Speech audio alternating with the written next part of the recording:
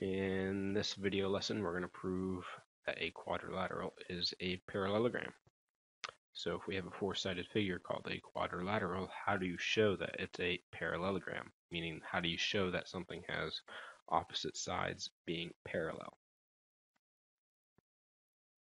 Well, if you have a quadrilateral, you can show that it's a parallelogram by proving or showing one of the following 6 items. So if you show me that a four-sided figure has 2 pairs of opposite sides are congruent, then you're going to have a parallelogram.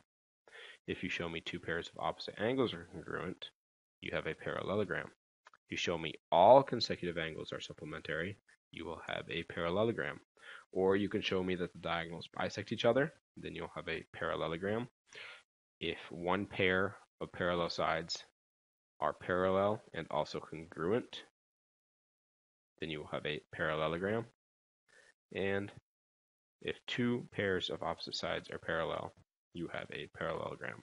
And again, you only need to show one of these to show a parallelogram. So if you show one of the 6, then you proved a parallelogram. So let's get to the examples. So right here, I have a quadrilateral four-sided figure. I want to know, how do I make this a parallelogram? Well, if I want to make it a parallelogram, I need to show that opposite sides are parallel. Well, I can't do this with the information that I have because 3x minus 5, y, 2x plus 1, x plus 2, they can't prove parallel. But those expressions can also prove opposite sides are congruent. So if I should tell that 3x minus 5 and 2x plus 1 are equal to each other, and x plus 2 and y are equal to each other, I can find values for x and y that will make this a parallelogram. So I have 3x minus 5 equals 2x plus 1. I have x plus 2 equals y. Solving for x, I have x is equal to 6. 6 plus 2 equals y, and therefore y is equal to 8. So when x equals 6 and y equals 8, P, Q, R, S will be a parallelogram.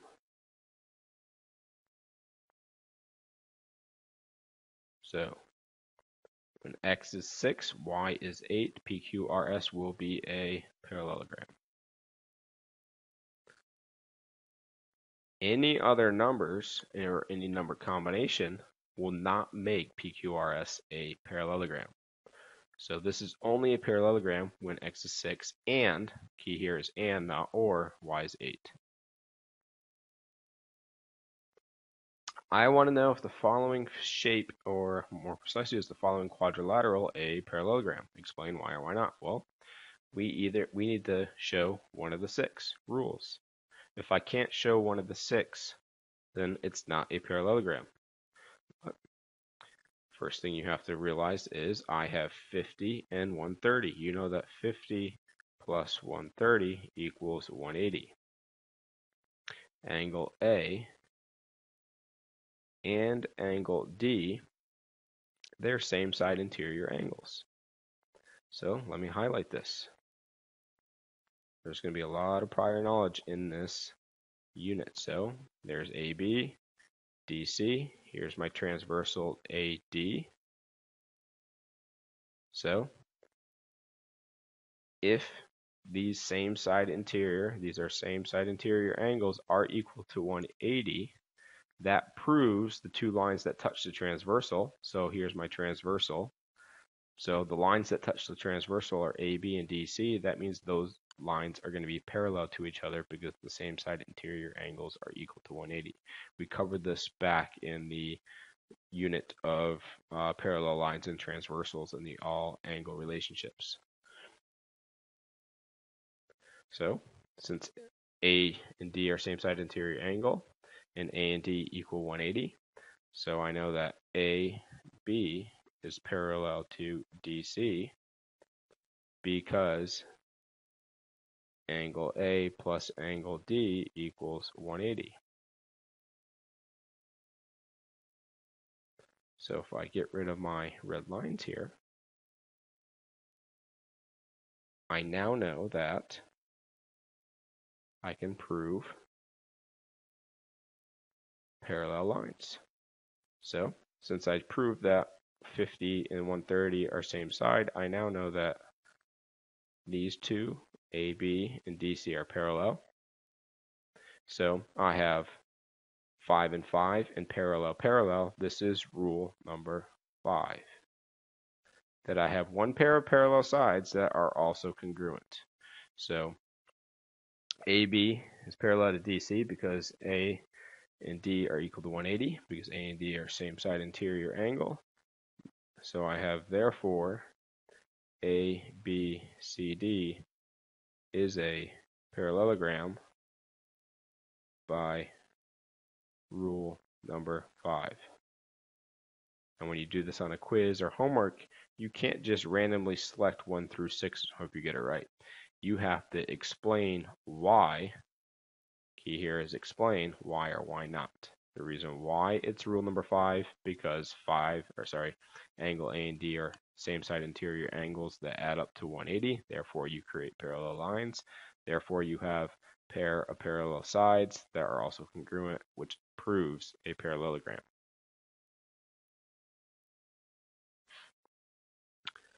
Another example. So I have a figure here with some congruent sides, and that's it. So can I prove anything else? Well, let's go through my checklist. Do I have two pairs of opposite sides congruent?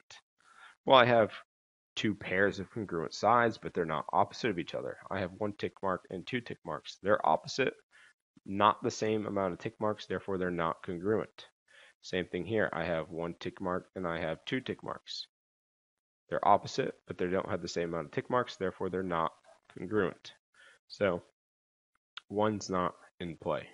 Two pairs of opposite angles congruent. Well, I don't have any angles. I can't assume anything. So that's rule number 2 is out.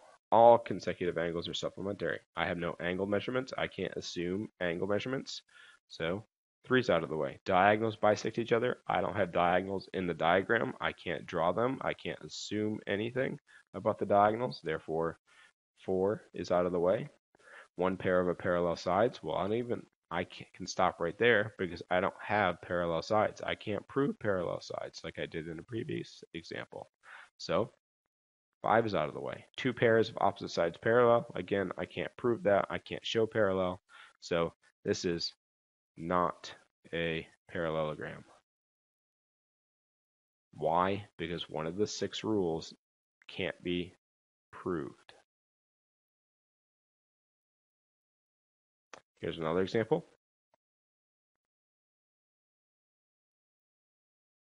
So I want to know if this quadrilateral is a parallelogram.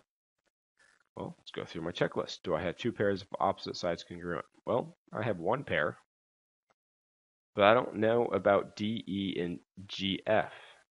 Arrows don't mean congruent, arrows mean parallel. So one's off the board because you need two pairs, not one pair. Two pairs opposite angles congruent. I have no angle measurements. I can't assume angle measurements, so I can't assume anything about the angles. So no, 2's out of the way. Consecutive angles supplementary. Well, again, I don't have angle measurements. I can't assume angle measurements. So 3, no, can't prove parallelogram with number 3. Diagonals bisect each other. Well, I don't have diagonals drawn. I can't draw in diagonals. Therefore, 4 is out of the way. One pair of parallel sides. Well, I have one pair of parallel sides. So far, so good. And those parallel sides also have to be congruent. Well, these parallel sides are not congruent. So 5 is not there. And lastly, two pairs of opposite sides parallel. Well, I have one pair of parallel sides. I don't know about the others. So 6. Therefore, this is not a parallelogram. Again, just because sides are congruent, like here, so just because DG and EF are congruent does not mean they're parallel. Same thing up here, DE and GF. Just because they're parallel does not make them congruent. So you can't prove a parallelogram with this figure, not a parallelogram. Why? Because one of the 6 rules can't be proved. Here's another example.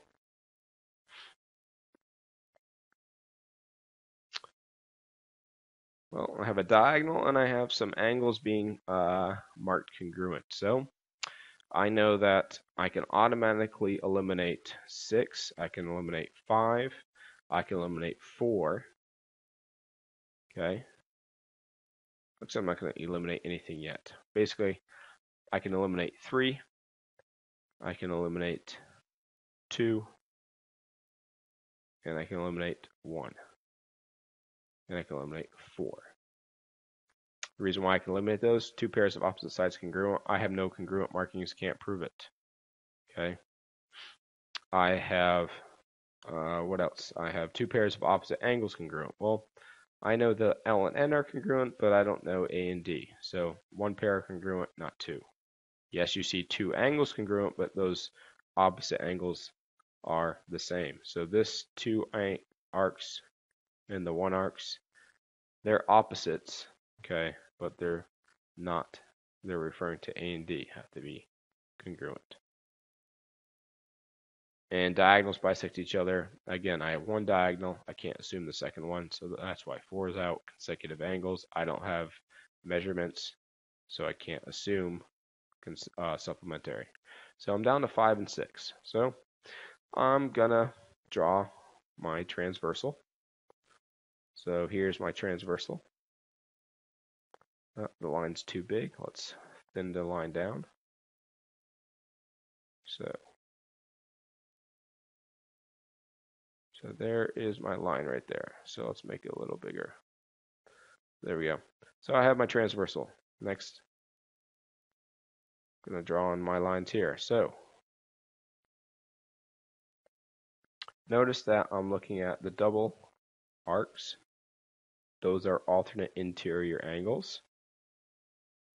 So if I have alternate interior angles, I know that I have parallel lines. So I know that these are parallel. So since angle A, N, L, A, N, L is congruent to angle NLD by alternating interior angles, then I know that A to N is parallel to L to D. Now if I switch up my parallel lines, let's delete it. Oops, screen shade.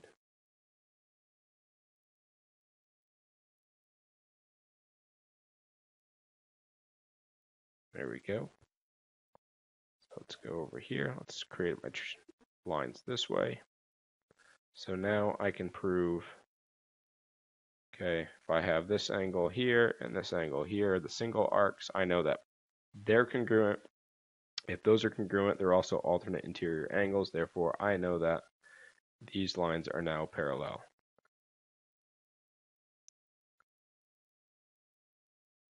Which means now I have a parallelogram. How do I have a parallelogram? Well, I just proved that opposite sides are parallel. So I also proved that angle A, L, N is congruent to angle L and D by alternating interior angles. Therefore, I know that A to L is parallel to N to D. Now I know that ANDL is a parallelogram by rule number 6. Rule number 6, 2 pairs of opposite sides parallel. So since I added in the parallel arrows, I have to write an explanation. So what I circled in red, those arrows, the reason why I have those arrows, because of this statement. Because those two angles, A and L, is congruent to NLD by alternating interior angles. Therefore, I know that those AN is parallel to LD. And then I know I have my double arrows indicating parallel. And again, you can't do this unless you give a reason. You can't just randomly put arrows in four-sided figures and call it good. Okay? I've been telling every class that if you add something to a picture in geometry, you have to give a reason for that additional marking. Since I added arrows, I have to give a reason why I added those arrows. So the purple that I circled, those double arrows, the reason why I added those is because angle ALN is congruent to angle LND by alternating interior angles. Therefore, I knew that AL is parallel to ND. You're going to have a lot of practice with these problems in the homework on the future. So, concept summary. So if you want to prove that a quadrilateral is a parallelogram, you have 6 ways to do so. You can prove that both pairs of opposite sides are parallel. There's a diagram right next to it. Or prove that both pairs of opposite sides are congruent. Or prove that an angle is supplementary to both its consecutive angles. In other words, show that all consecutive angles are supplementary. Or prove that both pairs of opposite angles are congruent. Or prove that the diagonals bisect each other. Or prove that one pair of opposite sides is congruent and also parallel. So that concludes the lesson for proving a quadrilateral is a parallelogram. If you have any questions, see me before school, after school, raise your hand in class. I'll work with you. We're going to have a worksheet on this in the future.